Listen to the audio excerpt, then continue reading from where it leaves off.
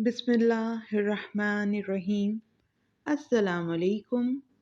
मैं हूँ उम्मे मूसा और आप देख रहे हैं Asra express YouTube and Facebook channel.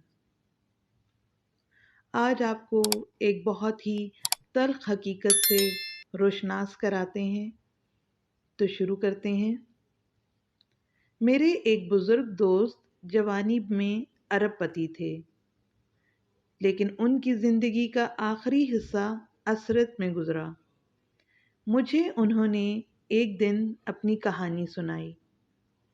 उन्होंने बताया, मेरे वालिद मिल में काम करते थे, हमारा गुजारा मुश्किल से होता था।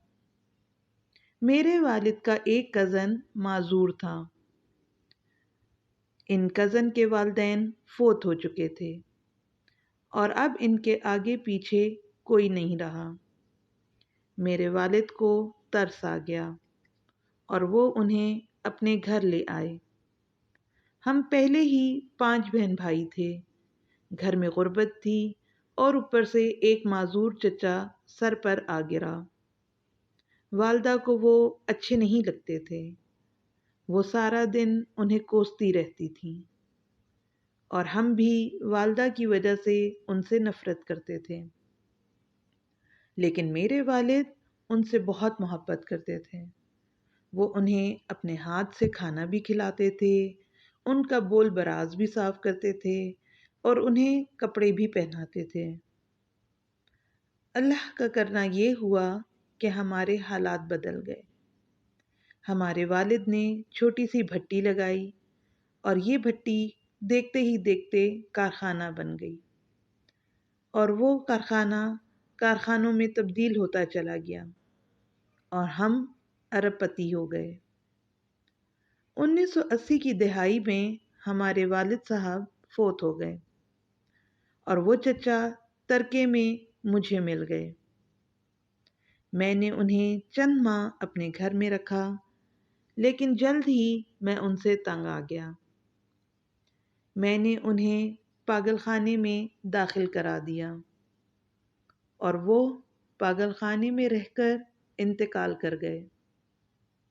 बस उनकी इंतकाल की देर थी कि हमारा पूरा ख़ानदान अर्श से फर्श पर आ गया। हमारी फैक्ट्रियाँ, हमारे घर, हमारी गाड़ियाँ, हत्ता कि हर चीज़ नीलाम हो गई। हम रोटी के नवालों को तरसने लगे। हमें उस वक्त मालूम हुआ हमारे माजूर चचा हमारे रिस्क की ज़मानत थे। हम उनकी वजह से महलों में ज़िंदगी गुजार रहे थे। वो गए तो हमारी ज़मानत भी ख़त्म हो गई। हमारे महल हमसे रुखसत हो गए और हम सड़क पर आ गए। हम नहीं जानते हम किन लोगों की वजह से ज़िंदा हैं, हम किन की वजह से कामयाब हो रहे हैं और हम किन की बदौलत महलों में ज़िंदगी गुजार रहे हैं।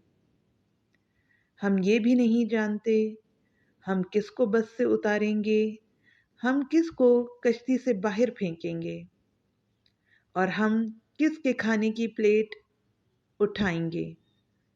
और फिर वो शख्स हमारा रिस्क, हमारी कामयाबी और हमारी ज़िंदगी सब कुछ अपने साथ ले जाएगा।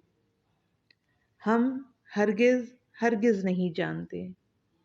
लिहाजा हम जब तक उस शख्स को नहीं पहचान लेते, हमें उस वक्त तक किसी को भी अपनी बस या कश्ती और घर से निकालने का रिस्क नहीं लेना चाहिए। क्यों? क्योंकि हो सकता है हमारे पास जो कुछ हो वो सब उस शख्स का हो और अगर वो चला गया तो सब कुछ चला जाएगा। हम न रहें, मिट्टी का ढेर बन जाएं। आपको हमारी वीडियो कैसी लगी कमेंट करके ज़रूर बताएं।